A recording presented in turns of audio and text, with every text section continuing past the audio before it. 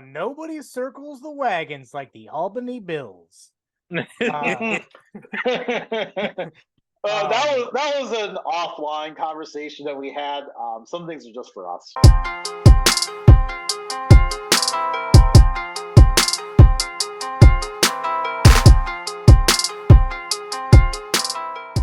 The dang old Buffalo Bills, baby. We know what the Bills are about. They're a high-flying Hold offense. on. Just a round of applause for Justin for getting it right this time. Yeah, and wow. not showing us his desktop. All right, Chad, go ahead. All right, before I was rudely interrupted, I was saying the Buffalo Bills, we all know what they're about. They're a high-flying offense with zero running game. I don't know what they're going to do. A James Cook, I really hope they get Dalvin Cook because it's kind of scary thinking they're just going to be throwing the ball all over the place and hopefully it lands in Stefon Diggs' hand or Dalton Kincaid or Dawson Knox. Somebody, but I don't know. I think they're a great team. I think they're just going to falter a little bit this year. I think Josh Allen could honestly win MVP, though. I think he's got a good chance at it.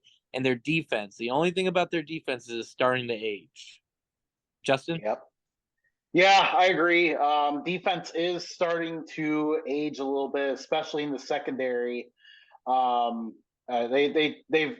lack depth in some areas, which is a little bit concerning. And the pass rush last year kind of disappeared when Von Miller got hurt. It's been hard to find other solutions in that spot because the Bills didn't have a lot of cap space this year. But if Von can stay healthy whenever he comes back, I'm hoping he comes back at the beginning of the year, but we'll see. He should be able to lead the defensive line, but Greg Rousseau needs to take the next step, and maybe some of these other previous draft picks can make a step up too. On the offensive side, can it be more creative? Because last year it just kind of became a lot of having Josh Allen just chuck it down the field. Put it less responsibility on him. Yes, he is awesome and can do anything, but maybe not make every play about him and hopefully find some running game. Maybe Damian Harris can kind of step in. He can provide a little bit more between the tackles. He's not exactly explosive, but at least he can, plow ahead for 4 yards and call it a day. The offensive line likewise needs to improve. And overall, just hoping with 2 tight end sets and everything that maybe the play calling can get a little bit more creative because Dorsey did a good job like the first 6 games of the year, and then it seemed like he ran out of ideas. So I'm very interested to see how it looks this year. Matt? So nobody circles the wagons like the Albany Bills. That was an offline conversation that we had. Some things are just for us. I don't care. I just needed a laugh from you guys on Let the world know. They're going to have to run 2 tight end sets because there's not much behind Stefon Diggs and Gabe Davis. They really didn't do a whole lot to address the receiver position. They did just sign Andy Isabella, who's got a lot of speed, and they have Isaiah Coulter, but those guys aren't flashy guys. I mean, when your third best receiver is Trent Sherfield, I don't think you have much room for error in the receiver room. Defense or offensive line is pretty good. They do have a McGovern. Shout out to Justin. Yeah. No relation. I did actually go to school with their backup center. He was a tackle back then. It was 6th grade, so he does not remember me at all. Josh Allen is definitely going to be in contention for MVP. They have his non-relative sibling Kyle Allen behind him, but they are a little thin at running back. James Cook, he did not impress at all last year. He had some flashes, but it just wasn't there.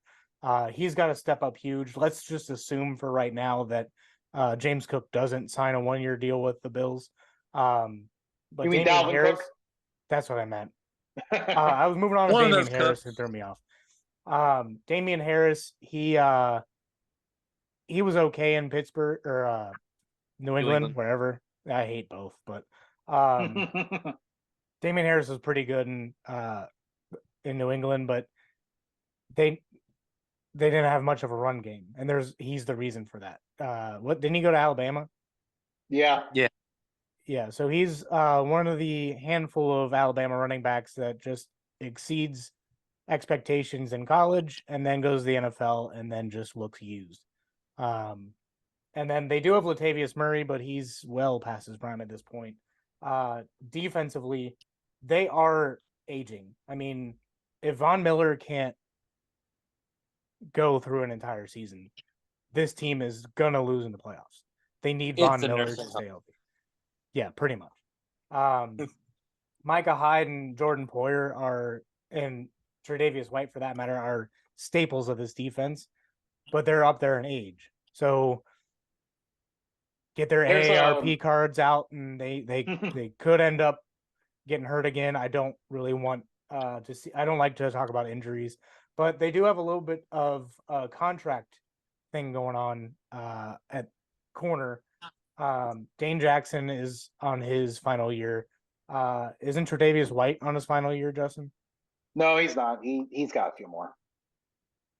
I looked it up and we had a conversation about it before, but they don't really have a whole lot of long-term people. Kyer Elam is probably going to get an extension, but they are thin at corner. And then is DeMar Hamlin going to make the team? It's all going to depend. It's a lot. Like, he's just taken the field on pads practice for the first time today. So definitely a lot to work on there, a lot for him to figure out first before we can. I think with having Taylor Rapp and Dean Marlowe as their backups, I don't see DeMar Hamlin making the team. Unfortunately, I hope he ends up getting a shot somewhere else. But I mean, the man almost died. I mean, the man almost died. He's just happy to be on the field, honestly. Yeah, and if he weren't to make the main roster, I do believe they would sign him to the practice squad for sure. Yeah, but anybody can snatch him up at that point if they want him on the roster. Anyone could. Or which, good for him. Maybe a coaching assistant role. Who knows? Yeah. But I do like their defensive line. I mean, Tim Settle and Poona Ford, those are good, solid, bigger, meatier men to put meatier men to get in the rotation behind Ed Oliver and Daquan Jones. Pass rush is a big thing, though.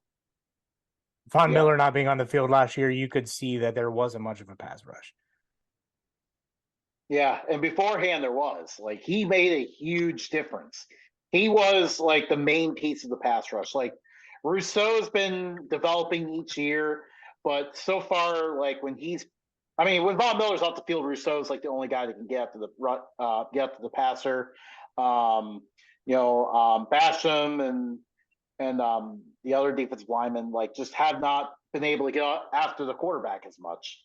And like you mentioned with Hyde and Poyer, this is probably their last ride together in the back of the defense. So this is definitely a big year for them. And just one more thing on the offense, I'm just curious to see how Gabe Davis looks too, because he got hurt early on in the year and it kind of seemed like it slowed him down. And then every once in a while he'd explode for a near 200-yard game and then he'd disappear again. So is he going to be more consistent? That's another question we have to ask. Is this a year that we see Stefon Diggs get 130 catches? Yeah, I mean, close to it. Diggs, is he happy with the Bills right now? Yeah, I think he's not too happy right now. So. I think it might affect him in the long run. They said that they're past that, but I really don't. I think they're closing that door to the media, and I think they're going to try to handle it behind the scenes. But look for that to rear its ugly head again. Right. Media loves to make stories out of nothing. It was in the middle of June. There was nothing else to talk about.